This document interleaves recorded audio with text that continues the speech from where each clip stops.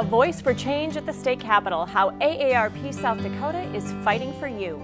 Planning a secure financial future is just a click away, and volunteer-driven programs making a difference for your friends and neighbors.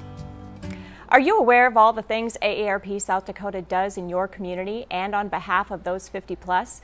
I'm Kathy McClear with AARP South Dakota. In the next half hour, we'll explore how AARP South Dakota serves as a voice for change in Pierre. We'll take a look at the tools and resources to help you plan the retirement you want and see how AARP volunteers make a difference in communities all across the state. Let's start with a closer look at AARP South Dakota's advocacy work at the state capitol.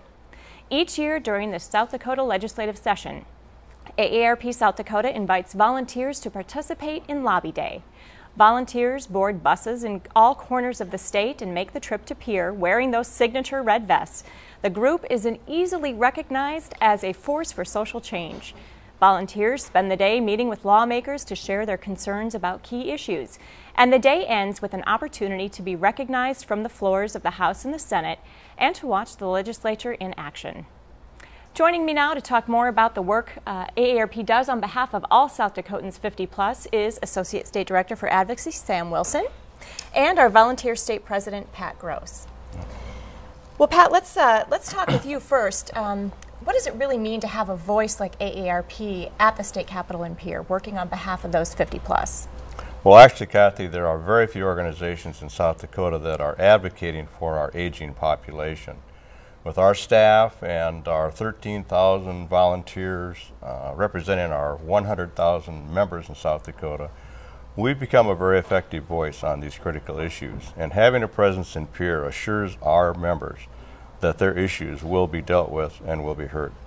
And Sam, for you, working in Pierre as an advocate, what does it mean to have all those volunteers come in one day a week or one day out of the session and be there to help you in your job? What does that mean for you? Well, really what it does is it makes a connection between the laws that the legislature is passing and the impact on people's personal lives. Oftentimes, it seems that there is a disconnect between what happens in Pierre and the truly impactful nature of the laws that do get passed. And so it's important that while the legislature is in session, they hear from their constituents, from their hometowns, and share the stories, whether it be about Medicaid funding, long-term care rebalancing, consumer protections, whatever the issues are, there really needs to be that personal connection. And having people come to Pierre during the session and share their own personal stories of their own lives or their friends and family, that really is a critical connection that needs to be made. And I think the question a lot of people ask is, does it really make a difference?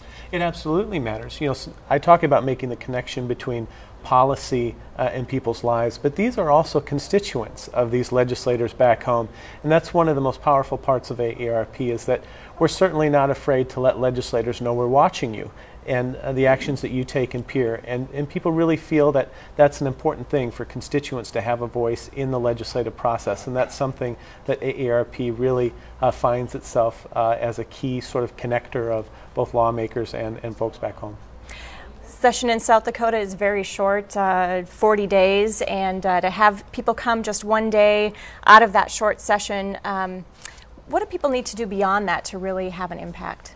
Well, we strongly encourage not only our members, but all of the people age 50 and over to stay active, stay involved, stay in contact with their members of the legislature, attend the coffees and the Cracker Barrels and express their opinions, use the email process, and we'd like to see them join AARP and be a part of our advocacy effort.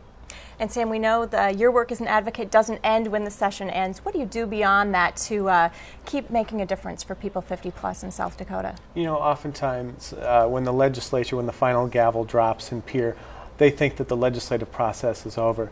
But actually, even the 10 months of the year where the legislature is not in session, there are many task forces, advisory committees, and other legislative actions that take place where not only staff of AARP can be involved, but also our volunteers and members across the state. So it's our job to connect folks, not just in the 2 months when the South Dakota legislature is in session, but to connect them with the activities of our elected officials all year round. All right, thanks very much for the information. And of course, if you would like to learn more about AARP South Dakota's advocacy work or to become an advocacy volunteer, just visit our website at aarp.org/sd,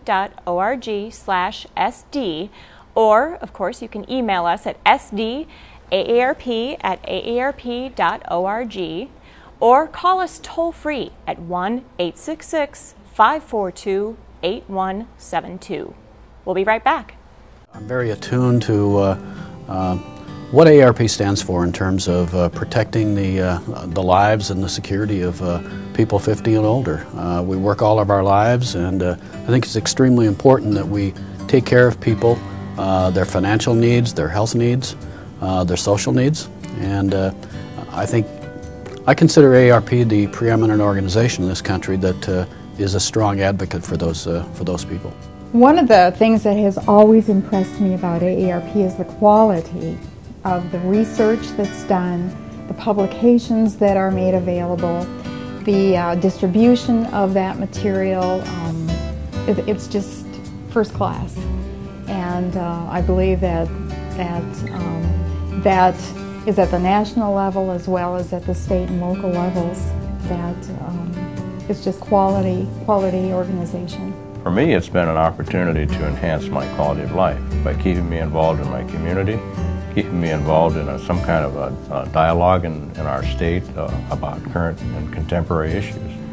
So I try to encourage members and non-members to look at AARP as an organization that is focused not just on its members, not just on its financial services or the other benefits, but on their willingness to involve themselves in contemporary issues.